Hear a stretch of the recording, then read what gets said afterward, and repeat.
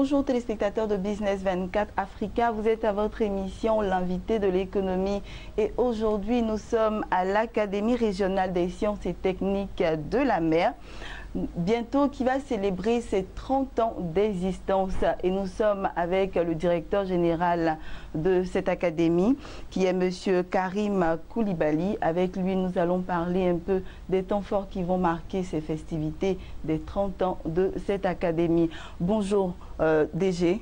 Bonjour. Vous allez vous présenter aux téléspectateurs et ensuite vous allez présenter votre académie. Ok, merci. Avant de me présenter, je voulais remercier la chaîne Business 24 de nous donner l'opportunité de nous exprimer sur cette institution importante qu'est l'Académie et également sur l'événement qui nous attend dans quelques jours. Je suis le colonel Karim Koulibaly, administrateur en chef des affaires maritimes et portuaires, directeur général de l'Académie régionale des sciences et techniques de la mer. Concernant l'Académie, il faut dire que l'Académie régionale des sciences et techniques de la mer est l'institution régionale de formation maritime et portuaire des 15 pays francophones de l'Afrique de l'Ouest et du Centre. Parmi ces 15 pays, 8 sont membres du conseil d'administration. Il s'agit de la Côte d'Ivoire, de la Guinée, du Burkina Faso, du Togo, du Bénin, du Gabon, du Congo et de la République démocratique du Congo. L'Académie elle-même est composée de 4 grandes entités. L'école supérieure de navigation pour tous les métiers des navigants, l'école supérieure des transports maritimes pour les auxiliaires du transport maritime, le centre d'enseignement et d'apprentissage maritime pour les métiers subalternes de la navigation et l'Institut de sécurité maritime interrégional pour toutes les questions de sûreté et de sécurité maritime dans le golfe de Guinée. D'accord. Monsieur le directeur général, est-ce qu'on peut avoir l'historique de l'Académie régionale des sciences et techniques de la mer? Bien, pour ne pas remonter très loin, il faut dire qu'on va partir peut-être des années 1975 où le président de la République, d'alors le président Faure-Boigny, avait estimé que les pays africains, notamment la Côte d'Ivoire, mais surtout les pays africains, devaient prendre une part importante dans le commerce, dans leur commerce maritime, et cela par la formation des gens de mer. Donc, avant l'Académie, il y avait le groupe École de la Marine Marchande, qui est l'ancêtre en fait de l'Académie, qui était une école plutôt nationale, à vocation régionale. Et ensuite, cette Académie a été mise sur pied dans le cadre de l'Organisation maritime de l'Afrique de l'Ouest et du Centre, qui est une organisation qui comprend 25 États. Et donc, au sein de cette organisation, il y a des structures spécialisées. Il y a l'Académie régionale des sciences et techniques de la mer d'Abidjan pour les 15 pays francophones et l'Université maritime d'Accra pour les 5 pays anglophones.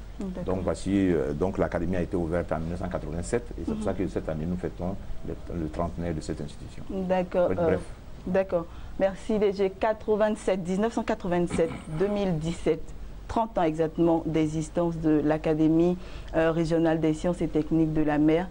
Quel bilan après ces 30 ans d'existence? Bon, ce qu'on peut dire déjà que le bilan est positif. Hein. Quand on pense que les pères fondateurs de cette institution, j'ai parlé tout à l'heure du président Félix Faure-Boigny, mais également le président Denis Sassou Nguesso du Congo et d'autres, quand ils créaient cette institution, on était à moins de 100 étudiants à l'époque, hein, il y a 30 ans. Et 30 ans après, on a plus de 600 étudiants. On est monté même à 700 étudiants. On a des étudiants de l'Afrique de l'Ouest, de l'Afrique du Centre et même au-delà de ces zones-là. Donc le bilan que nous devons faire, et pendant ces 30 ans, l'Académie a formé plus de 8000 cadres et agents de maîtrise dans le secteur maritime. Et ces 8000 cadres sont aujourd'hui répartis dans tous les ports, dans toutes les administrations maritimes de l'Afrique de l'Ouest et du Centre. Donc on peut dire que le bilan est positif et par rapport à la mission qui avait été assignée à cette institution. Et donc tout à l'heure, peut-être qu'on parlera des perspectives. Et 30 ans, j'aimerais dire 30 ans après, nous sommes sortis des missions classiques de l'institution, c'est-à-dire la formation pure des gens de mer pour entrer dans la formation stratégique avec la création de l'Institut de sécurité maritime interrégionale qui traite maintenant des questions de sûreté de sécurité maritime, notamment les questions de piraterie, de pêche illégale, qui sont les défis actuels, auxquels, je veux dire les menaces actuelles auxquelles sont confrontés nos États.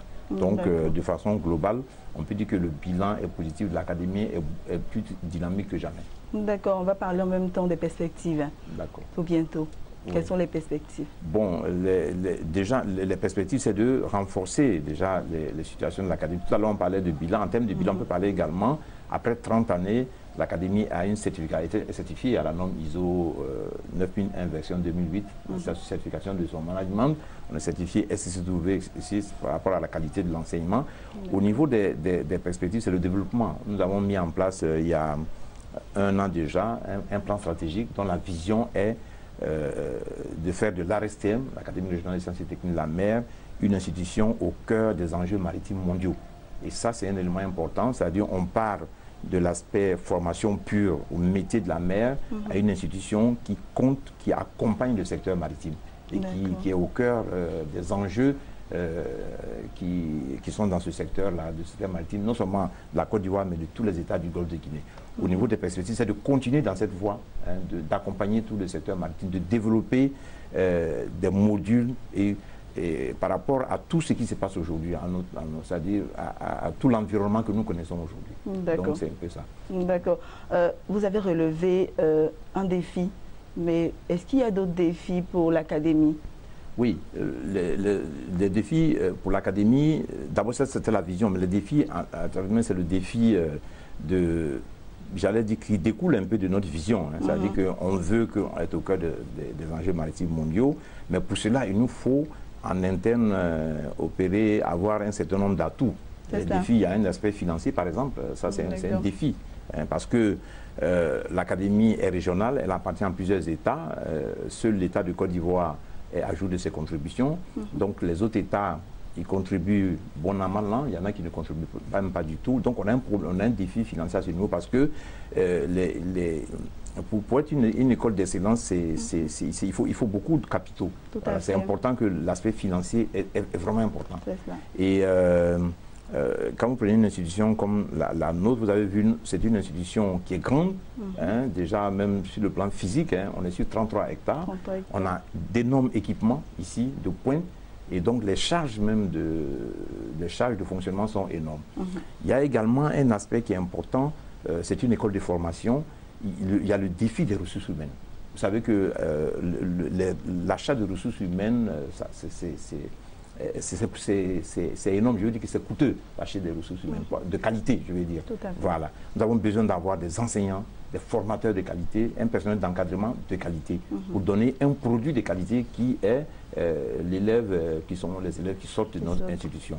Donc, on a ce gros défi-là qui est le défi financier, avoir beaucoup plus de moyens pour faire face aux charges et à nos engagements, à notre vision, à notre mission et également à notre vision.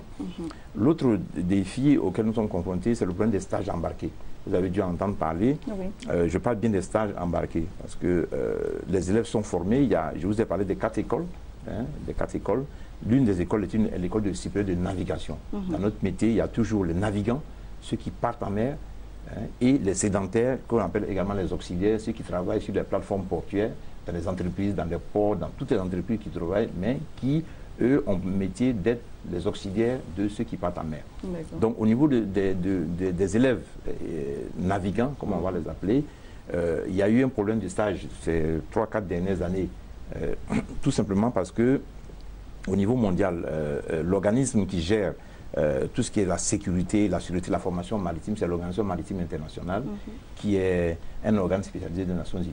Et cet organisme a encouragé, incité les institutions de formation comme les nôtres à former, parce qu'il y a un déficit mondial en officiers. Malheureusement, il y a un déficit mondial, c'est vrai, mais quand le problème qu'on a au milieu, avant d'aboutir, avant la fin de la formation, il y a la période de stage. Je vous donne un exemple, les officiers supérieurs, les capitaines de long cours et les officiers mécaniciens de première classe, ils font 3 années théoriques à l'académie, ils vont faire 12 mois de stage, ils reviennent pour faire la 4e année théorique, et puis après, ils ont 24 mois de stage. Et donc, quand ils finissent les 3 premières années, ils sont des élèves officiers. Au niveau des 12 premiers mois de stage, il y a des difficultés. Il y a des difficultés parce qu'ils n'arrivent pas à des stages. Je veux dire qu'il y a des stages, parce que contrairement à ce qu'ils ont dit, il y a des stages, mais la demande de stage est plus forte que l'offre de stage, si vous comprenez. Et donc, il y a un blocage à ce niveau, et donc ça nous crée des difficultés, parce que, et c'est même paradoxal, parce que au bout, quand ces élèves finissent totalement leur cursus, ils ont des emplois. Ils n'ont pas de problème d'emploi, d'être insérés, et puis ils ont des emplois bien rémunérés en plus. Donc on a cette difficulté qui a fait que l'année dernière, on a pris une décision douloureuse, c'est-à-dire réduire, même, arrêter la formation des navigants pour les Ivoiriens et non pour les autres pays.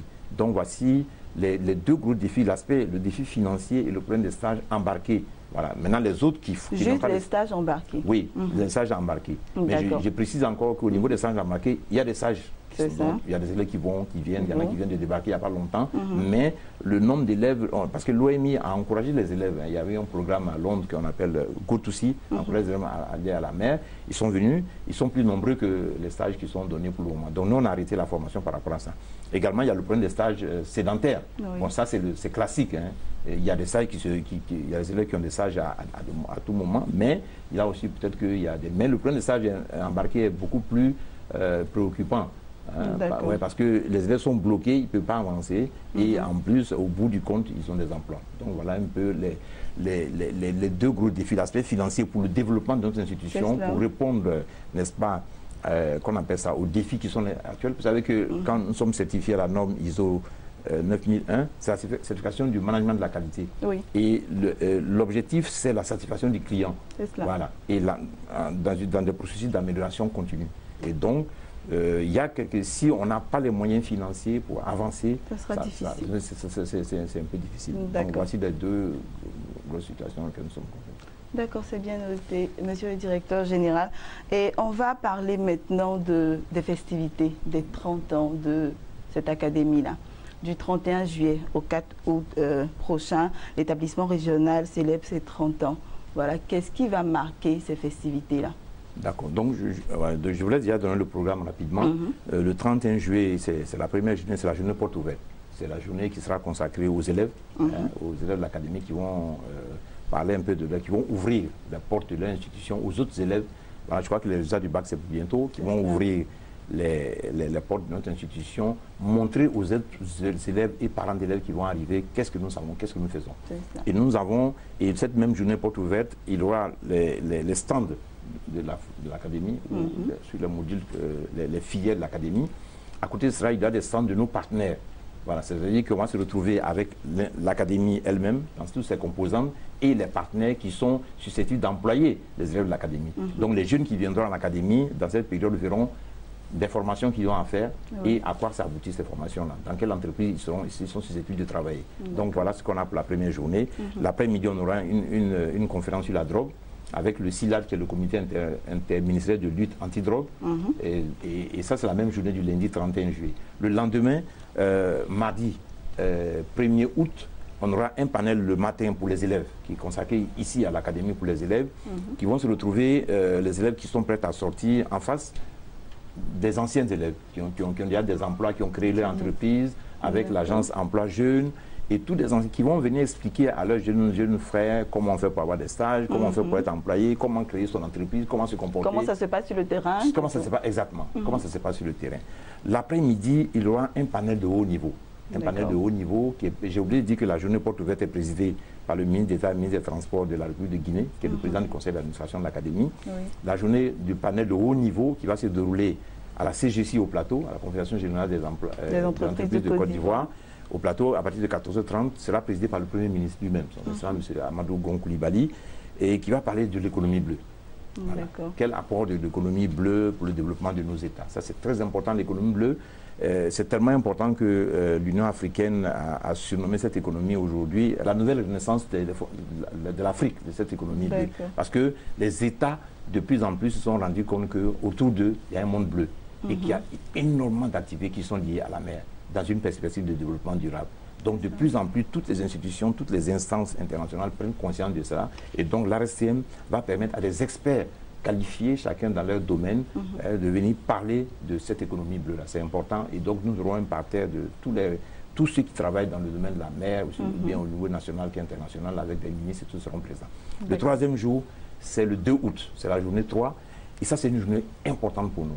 On aura l'insigne, le grand honneur de recevoir la première dame de la République de Côte d'Ivoire, Mme Dominique Ouattara, que tout le monde connaît pour tout ce qu'elle a pu faire pour les populations de ce pays. Voilà. Et donc, elle a accepté d'être président de parrainer cette journée, de venir ici à l'Académie pour déjà nous remettre une ambulance qu'elle nous a offerte. Et vous ne pouvez pas comprendre, vous ne pouvez pas savoir, madame, comment cette ambulance a été importante pour nous. Vous savez que l'Académie est très excentrée par rapport au CHU, par rapport aux grands hôpitaux. Et donc, et vous savez également que tous les 610 élèves de l'Académie vivent ici sur le campus, sont logés sur le campus. Et donc, ça a été important. Et donc, il y aura d'autres actions sociales de la première dame de la République de Côte d'Ivoire. Et ça va être un grand moment, un moment très fort pour nous. Quant à cette présence de la première dame, de la femme au grand cœur, dont on passera un grand honneur pour nous qu'elle soit présente. Et nous allons, cette cérémonie est organisée en partenariat avec la mairie de Yopougon, avec les populations qui vont venir. Ça va être un grand moment de fête, un grand moment de remerciement aussi à la première dame pour tout ce qu'elle a fait. Et deuxièmement, ce même jour aussi, ça va être une journée du genre également pour les filles de l'Académie. Vous savez que l'OMI a encouragé également les filles à aller dans le secteur maritime. Donc aujourd'hui, sur les 600 et quelques élèves, nous avons près d'une centaine qui sont des filles. Donc ce jour-là, la première dame de Côte d'Ivoire va remettre des prix d'excellence à toutes les filles, les premières des écoles, celles qui sont les plus disciplinées et tout ça. Donc ce sera là encore la célébration du genre, mais de l'excellence, on va dire ça comme ça. Encourager de plus en plus les filles à s'intéresser à ce corps de métier. Absolument. D'accord. Ensuite, le jour 3, c'est le jeudi 3 août. Ça, c'est ce que nous appelons la journée officielle, dont nous aurons notre parrain, son excellent M. Denis Sassou Nguesso, voilà, qui viendra certainement avec son ombrelle de Côte d'Ivoire, ça, mais je ne vais pas me prononcer pour le moment. On aura le parrain. Et cette journée est consacrée à la remise de prix aux personnalités, aux ministres et tout ça, tous ceux qui nous ont encadrés, qui nous ont accompagnés, et à la décoration du personnel, à l'échange à la remise de bas, comme dans d'autres milieux on parle de remise de flambeaux, mais nous c'est la barre qu'on remet, et à remise de poulettes aux élèves, à décoration du personnel, il y aura un défilé militaire, et donc ce sera la grande journée, ce qu'on appelle la journée officielle, ce sera le jeudi 3 août. Et nous allons terminer par un dîner gala, le vendredi 4 août. Voilà, un dîner gala. Qui sera consacré à deux choses, le dîner gala. C'est vrai que c'est une soirée récréative, c'est le clou, parce que nous allons recevoir énormément de délégations étrangères, toute la sous-région qui viendront, des ministres, presque tous les ministres des Transports seront présents, la sous-région, et les DG des ports et tout ça, tous ces sociétés. Donc on va tous se retrouver là pour montrer un peu un pan de la culture de notre pays, mais l'objectif, il y a deux objectifs, c'est de remettre la remise des awards à tous nos clients, à tous nos partenaires, tous ceux qui nous ont soutenus pendant toutes ces années, qui nous ont permis de pouvoir accomplir notre mission. Et de l'autre côté aussi, il y aura un appel à contribution pour pouvoir réhabiliter, pour chercher des fonds pour réhabiliter certaines infrastructures de l'Académie, notamment les centres de santé, certaines classes et tout ça. Et donc voilà un peu le programme détaillé. Un programme vraiment dense. Oui. Voilà. Ok. Donc, monsieur le directeur général, on est quasiment au thème de cette émission-là, mais avant de terminer, on va vous permettre de lancer un appel aux jeunes, aux étudiants, aux parents d'élèves et aux riverains même, Yopougon, puisqu'ils sont invités. Voilà, vous allez leur lancer un appel pour ces 30 ans de votre établissement. Ok, merci madame. Je voulais dire que les 30 ans, ce serait un grand moment pour nous, mais surtout un grand moment de communication sur ce que c'est que l'Académie. L'Académie régionale des sciences et techniques de la mer, on l'a dit, c'est une institution de formation maritime. Vous savez que le maritime, on dit toujours 90% des échanges passent par la mer. C'est important. Malheureusement, les institutions comme l'Académie qui concerne la formation ne sont pas très connues. Donc pour nous, ce serait un moment de grande visibilité sur la mer, parce que le maritime plus le pays se développe, plus le maritime se développe. Voilà. Un pays comme la Côte d'Ivoire en train de se développer, vous avez vu le programme de développement du président de la République, le président son Excellence Alassane Ouattara, et il y a des points importants qui concernent le développement des deux ports. Voilà. Et dans tous les autres pays, c'est un peu la même chose. Donc il va falloir, ce sera l'occasion de faire la lumière un peu sur le maritime. Voilà. Et donc, c'est pour cela que également nous avons deux très hautes personnalités, notamment la première dame de la République de Côte d'Ivoire, et le président de la République du Congo qui viendront marquer ces cérémonies. Je lance un appel donc aux jeunes à venir à la journée porte ouverte pour venir connaître ce que c'est que l'institution. Je lance également un appel à nos partenaires et aux populations pour venir accueillir la première dame, accueillir nos autres étrangers qui viendront nous accompagner dans cette cérémonie. D'accord. Vraiment, merci beaucoup, Monsieur Karim Koulibaly, c'est cela. Vous êtes directeur général de l'Académie régionale des sciences et techniques de la mer. Et nous avions parlé tout à l'heure des festivités qui vont marquer le trentenaire de cette institution qui est l'ARSTM. Je prononce bien, n'est-ce pas? Voilà. Merci, merci de nous avoir reçus dans vos locaux. C'est la fin de cette émission. Merci. Et nous vous disons à très bientôt pour une autre émission, pourquoi pas. Merci beaucoup. Voilà, merci beaucoup. Merci. Voilà, chers téléspectateurs, c'était votre émission L'invité de l'économie. Je vous dis à très bientôt, chers téléspectateurs de Business 24, pour une autre émission, L'invité de l'économie.